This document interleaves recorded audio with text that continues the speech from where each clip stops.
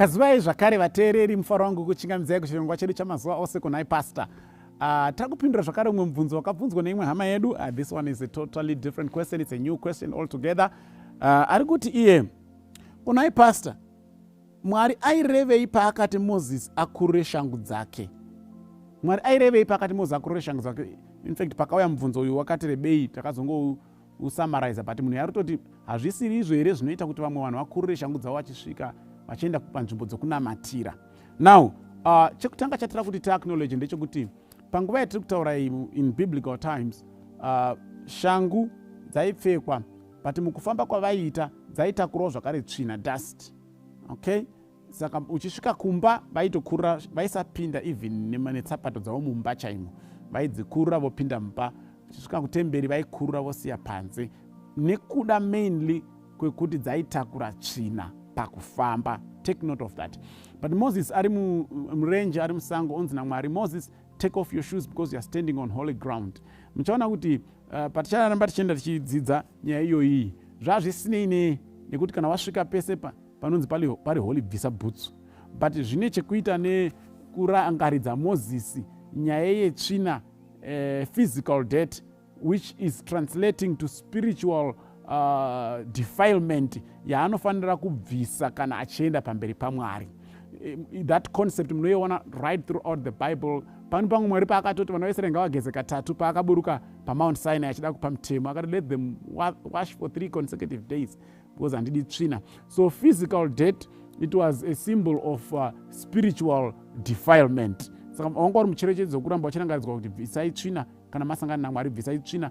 Mwari haadi kusangana nevanhu who are defiled. But now nyaya yeshangu,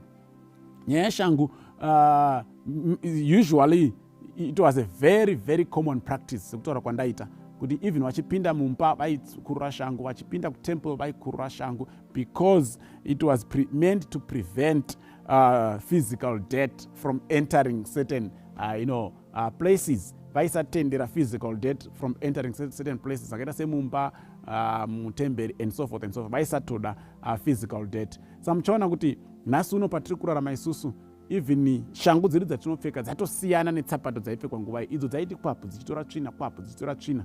Saka mukada kuzvitora literally kuti ngatibvisewo zvakare shangu, munotopedzisira at the end of the day maakuita go against the principle. Because shangu dzedu dzitakupfeka isusu mazuva ano dzakavharika idzi, kutodzikurura tese apa munopesera maakutonhuhwa mumba macho futi. Inotoita futi imwe crisis muchechi. Saka nhasi unotogona kutokurudzira kuti pfeka bhutsu dzenyu because taakutodefila futi temple nekuda kwomunhu weshangu dzaakunhuhwa. The principle was to prevent death from entering the sanctuary. So even at the same on the same note, iwe ukabva kwawabva watsika masewage and so forth and so forth, it's not wise for you kuti upinde pane vanhu nebhutsu dzatsika sewage usvika kuti pakati pevanhu tipa kugara. I mean, kurura bhutsu dzako panze udzisiye ikoko dzozokliniwa ikoko. It's still a principle yatogona kungoteerera. But haisi a hard and fast rule because it was given kuti tsapato dzaitongotakura tsvina munhu achifamba. But it could be different now today because we are actually putting on a different type of a shoe. Mukaenda pana Luke chapter 7, verse 44. Luke chapter 7, verse 44. Something very interesting here. Verse 44. Then he turned toward the woman and said to Simon, "Do you see this woman? I came into your house. You did not give me any water for my feet, but she wet my feet with her tears and wiped them with her hair." You see? So this was common practice. Yes, I tell kuti sezvo afamba achibva kwaabva, he is a guest in Simon's house. Simon was supposed to tell his servant kuti aclean tsoka dzaJesu Kristu. Though I have a common practice, it was the role of the servant to clean his master's feet each time master pavaipinda mumba. Vaitokurura bhutsu padoo wopinda mumba wobva watogezwa tsoka neservant because dzinenge dzakati pwititi netsvina yasimudzwa nekutiburwa netsapato paanga achifamba pese. Saka yaitova common practice to make sure that dirt haipindi mumba. Ndosaka Jesu akutoudza Simon kuti iwe Simon utasamaya uchiona kunge munhukadzi stereki, but iwe haunotombondigeza tsoka dzangu pandapinda munomo. It was expected kuti zviitwe kuti munhu abva kwaabva agezwe tsoka. Mukaenda pana John chapter 13, ndosa muchizoona pachiita crisis between Christ and Peter. John 13 verse 5 tichidzika ndofunga kusvika pa 8. inoti iyo, after that he poured, ndijesu, water into a basin and began to wash his disciples' feet, drying them with the towel that was wrapped around him. He came to Simon Peter, who said to him, Lord, are you going to wash my feet?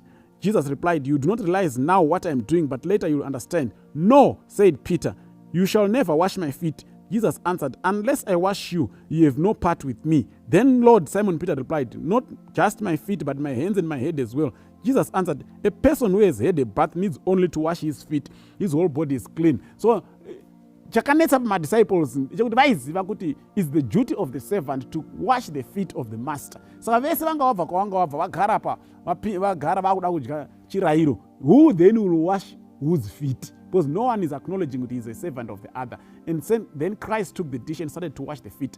Peter akati amungamundigezesi, because he's now saying, you are the master, you can't wash me.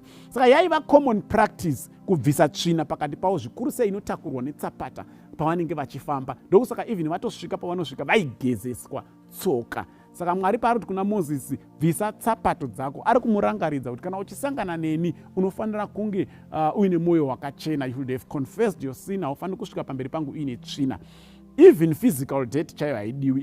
It's not much about remove your shoes when you enter the temple, but it has to be, there must be no dirt to enter into the temple. Physical dirt chaiyo inounza urwere. And also, most importantly, we must cleanse ourselves of all sin. We must confess our sins as we come before God.